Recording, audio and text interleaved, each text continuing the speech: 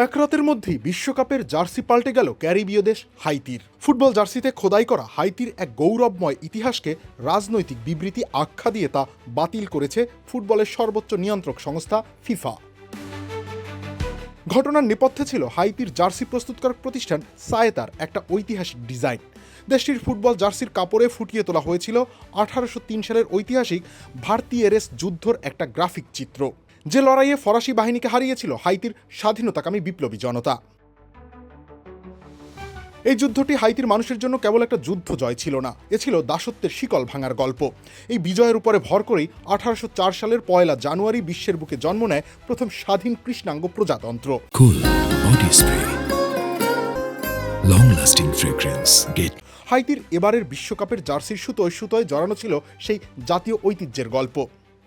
কিন্তু ফিফার চোখে হাইতির ইতিহাসের গৌরবগাথা হয়ে উঠল এক অবৈধ রাজনৈতিক বার্তা।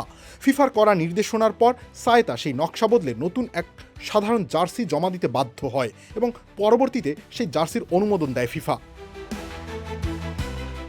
কলম্বিয়ান জার্সি নির্মাতা প্রতিষ্ঠান সায়েতা স্পষ্ট জানিয়েছে, এই ডিজাইনের পেছনে কোনো রাজনৈতিক উদ্দেশ্য ছিল না।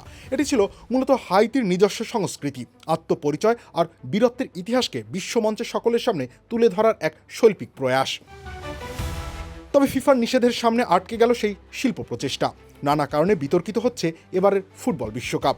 সেসবের সাথে যুক্ত হলো হাইতির জার্সি নিয়ে ঘটে যাওয়া এই অদ্ভুত কাণ্ড। ফুটবলের মাঠে ফিফার কথাই চূড়ান্ত হলেও জার্সি থেকে বাদ যাওয়া হাইতির এই ইতিহাসই হাইতিকে মাঠে নিজেদের সেরা খেলাটা খেলতে প্রেরণা দেবে। রবিউল ইসলাম রনি, খেলা 71।